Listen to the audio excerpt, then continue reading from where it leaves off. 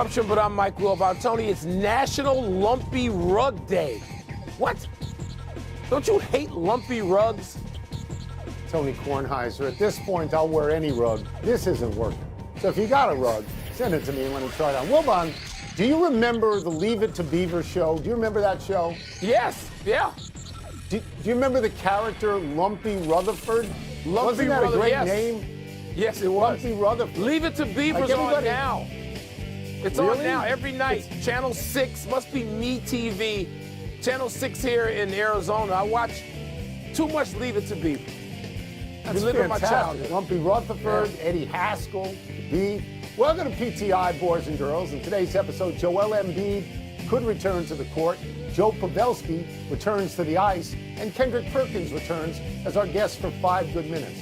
But we begin today with the Lakers going into San Francisco and beating the Warriors in the first game of that series, 117-112. The Warriors made 21 threes, which is normally enough to win, considering the Lakers made 6. But the Lakers made 25 free throws to the Warriors 5. And Anthony Davis had 30 points and 23 rebounds. He played every minute of the second half. Wilbon, what did Game 1 tell you about this matchup? Well, Tony, it reminded me of a lot of things I think that people who love and follow basketball ought to already know. But the great thing about the playoffs is you get confirmation over and over again for the best people and the best teams, like Anthony Davis, when healthy and on the court and asserting himself, which doesn't always happen, is a monster. Like LeBron James, even if he has no three-point shot whatsoever, and he has no three-point shot right now, he's probably around 20%, he still controls the game. At nearly 40 years old, he controls the game. Steph Curry is a wonder. Even on a night where he gets double-teamed, he gets trapped and jumped and blitzed, he will find a way and he may kill you. Also, Jordan Poole seems to be the captain of the irrational confidence team, and maybe we'll get back to that. And another one, Tony, that I'm reminded of is I'll take big over small. You can go out there with a small lineup all you want. I would not be reacting to small ball. I hate small ball. I know the Warriors have made it work to some degree, but when they won their best teams, they had bigs. Even if it was a guy like Andrew Bogut out there.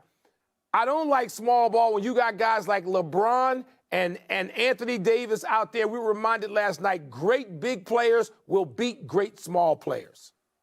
Yeah, so what Game 1 told me was that the Lakers have a far better chance of winning this series than I had thought going in, because this is the game, this is the exact script that the Golden State Warriors would write for this game. We're going to make 21 threes. We're going to win the game. A pile of threes, that's how we win games. And that did not happen out there. Let me just consult my notes for a second.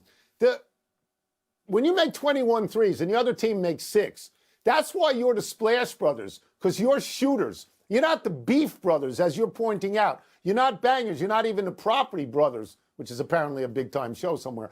I look at the people on the court, and I see what you see, that the Lakers are thicker and bigger than the Warriors. They are at this point. So if it comes down to just strength, maybe that favors the Lakers. Look, how do we think of these teams? We think of LeBron as a truck, and we think of Steph Curry as a sports car. So if you're right, if big ball beats small ball, if finesse gets pounded by physicality, then it's going to go that way. And, Mike, that's a surprise to me. I was surprised by this game. This is the exact script the Warriors would have written. Yeah, yes, but Anthony Davis is not always this guy. I don't know if that's sustainable. Is it sustainable to have him play every minute of the second half? Remember, they're coming off lots of days rest, the Lakers, and the Warriors are just playing. Yeah, they're tired. They had one day off after Sacramento. And the Lakers were rested, LeBron and Anthony Davis. So they're not, it's every other day now. They're not going to have that kind of energy late in the game again. It's unlikely. But wow, I mean, what a game and what incredible performances. And like you said, Golden State, they had 3 guys with 6 threes. It's never happened before. So there are going to be adjustments, but don't tell me that Looney by himself is going to be turned into Wilt and just hold off the size of the Lakers. I don't believe that. I believe the Steve Kerr has some adjustments, and I don't know what they are. The Sixers and the Celtics are back on the court tonight for Game 2 of their series, and barring any setbacks, Newly named league MVP Joel Embiid, take that, Tony, will reportedly play. Embiid has been recovering from a sprained LCL in his right knee, but he did participate in shoot-around this morning. With the Sixers already having stolen game 1 in Boston, Tone, should they risk putting him, Joel Embiid, on the court? I'll get to that in a second. I'm going to deal with the MVP issue first because we've heard about your votes for years and years and years. Yes. Joel Embiid got 73 votes out of 100 cast. That's a lot more than I thought he would get. First place Jokic, votes. I think, got 15 first place votes. Antetokounmpo got 12. They're the only people you can vote for. I mean, let's face it. They were the best. That's right. 3 all year. I would have voted for Antetokounmpo, as I have told you publicly and privately. Yep. Antetokounmpo's team finished first in the conference. Embiid's finished third. And when they went head-to-head, Antetokounmpo owned him in terms of statistics. So that's my speech on MVP, which you've probably heard before. Now, would I play him? If he's healthy, I will absolutely play him. Of course I'm going to play him. If the Sixers win this game and go 2-0 on the road, this series is essentially over. Now, Doc Rivers isn't going to play him if there's swelling in his knee. Nobody would do that. But what are you exactly waiting for? Why would you wait for game 3 if he's totally healthy? If you have a fear, Mike, that the knee will swell up after he plays, you're going to wait till game 7? To me, if he's healthy, you put him out there. Tone, this is the conundrum. I would sit him. I would have gone to Joel and say, you're not playing. We're going to wait and give you time. Chances, yes, because a couple of days make a big difference. You're going to come back in game 3 at home. As a matter of fact, I'm sending you home. You're not in Boston. You're at home with your staff, with our staff, and all the subtleties and advantages that brings. You are with your people 24/7. You're not in Boston with a handful of people on a charter. No. You're going to play game 3, and we're going to go up 2-1 and maybe 3-1 with you being closer to full strength that we can imagine and help you get there, get out of here. You're not in. I'd have sent him home. I'm not sure I'd have let him come. I wouldn't do that. No. There's no chance. None. I wouldn't Jimmy do that. Butler, No, too. I would have said the same thing. Now, if you're healthy, go out and play. To me. If you're healthy. If you're not, of course not. We move to hockey. 2 playoff games last night. Both road teams won. Florida beat Toronto 4-2 in a game where Florida was up 2-0 and gave the lead up. And your Kraken, Wilbon, beat Dallas in overtime 5-4. And in that game, Dallas's Joe Pavelski scored all 4 of his team goals. So, Wilbon, of these 3 things, the Florida win, the Seattle win, and Pavelski's 4 goals, which was most impressive to you? It's probably Pavelski's 4 goals at 38 years old. A couple of them were tip-ins. It's amazing the way he's playing, Tony. But I'm a little biased. I watched all of the Florida-Toronto game. And I got to say, as somebody who's rooting for Toronto, Florida was pretty amazing. I mean, coming off, they could have had a letdown. It'd be, you could understand if they had a letdown having just eliminated the Bruins and in Boston. And here they got to play Toronto in another just fanatic road situation. And they're up 2-0, and Toronto comes back to 2-2, and that place is bonkers. I mean, it was just really a thrill to see Toronto. You think they got momentum, and no, they don't. I'm going to go with Florida taking that 1-0 lead over the Maple Leafs. I will say this about Florida. When you have to play Boston, the number 1 team in points in the league, and go right from that to the number 4 team in points in the league, that's a tough road to go. And they are. Florida at the moment is killing the original 6. But I want to concentrate on Pavelski. It's not a record. He's the 35th guy to score 4 goals in a playoff game. 5 guys have scored 5, including 2 people you may have heard of, Mario Lemieux and Maurice Richard. But 4 goals in a playoff game, come on, that is absolutely tremendous. The oldest guy to do it, as you mentioned, at 38. And here's something, Mike, if you gave me 100 tries at this, I would not have guessed it. Pavelski right now is the active career 3rd-place guy in playoff goals behind only Ovechkin and Crosby. And I never put his name in that sort of company. No, you wouldn't think he's in that group.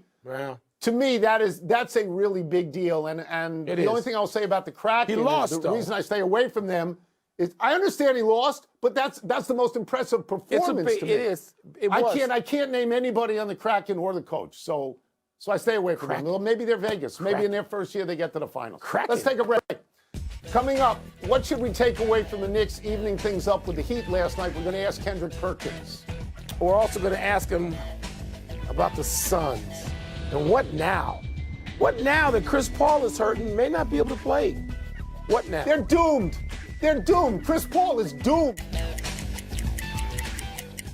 Let's get back into the NBA playoffs with our great friend from NBA Today, Mr. Kendrick Perkins. We're going to start with the Knicks. The Knicks even their series with Miami last night. Of course, the Heat, they didn't have Jimmy Butler, one of the greatest playoff players ever. So how should the Knicks feel about where they are right now? Oh, they should feel pretty damn good, Tony.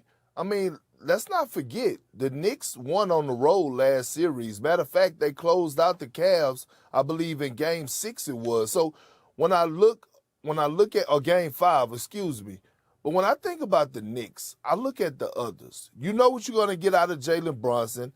R.J. Barrett has finally started to be consistent. And Julius Randle, he came back last night, but he's much needed.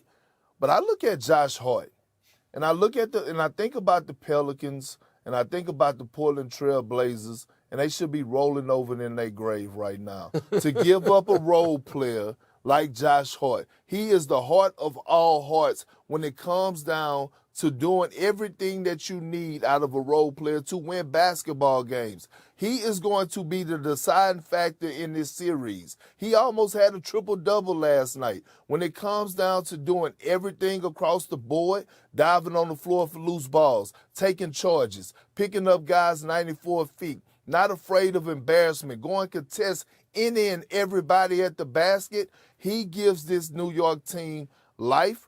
Him and Jalen Brunson are tied together. Their chemistry is great, and those two are the leaders. With Josh Hart being available and being healthy, he is going to be the deciding factor, and this is why I give the edge to the New York Knicks. Wow. Tony's just scared to get excited, Perk. That's his problem. He don't want to get excited over his team. Perk, Anthony Davis was enormous last night in every way imaginable, which is another reason I hate small ball, because I'm looking at the Warriors going, what are they supposed to do? Perk, what are the Warriors supposed to do against Anthony Davis with that small lineup? They can't do nothing. Nothing. But can we get this Anthony Davis all the time? Like, Anthony Davis is a generational talent. We're talking about one of the most skilled power forwards to ever play the game of basketball. When he is locked in, he is up there in the same conversation with Giannis Antetokounmpo. So when I look at how dominant he is on both ends of the floor, the Warriors don't have an answer for him. It's just if AD decides that I want to be AD, this guy that's supposed to be a top 5 player in the league, or I want to be AD, a guy that's in the middle of the pack. The only person that has an answer for Anthony Davis is Anthony Davis. Well, there's another team looking for some answers now, and that would be my Phoenix Suns. If Chris Paul is going to miss time, and it looks like he's going to have to with this injured groin, Perk, where do the Suns go to look for a guy to be their ring general, to be their conductor? What do they do now? Will, boy, you know, I hate to tell you this, but, man, the Suns are dead bird tall grass, okay? They just don't have it. They just don't have it. And it started with Monty Williams' last series by not trusting his bench. I don't understand how you have guys like Terrence Ross and T.J. Warren, and you don't give them an opportunity. You need depth in case one of your top guys go out. But the way that DeAndre Ayton is playing right now, I just don't see y'all having it, right?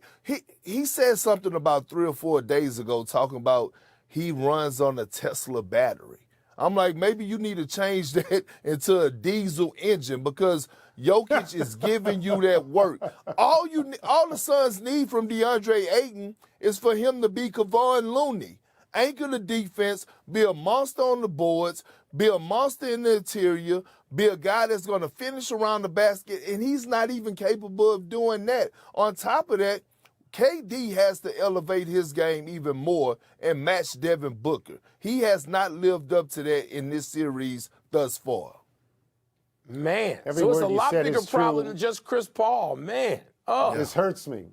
because I picked Phoenix as soon as they got, Durant. And you're right. You're right in everything you say. We'll get you out of here on this.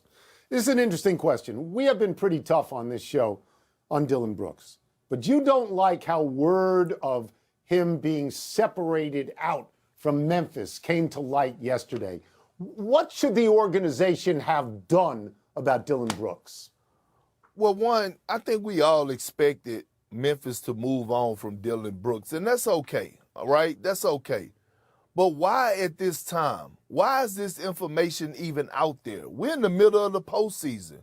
Free agency don't even start till late June, early July? Why is this even a conversation? And here it is again.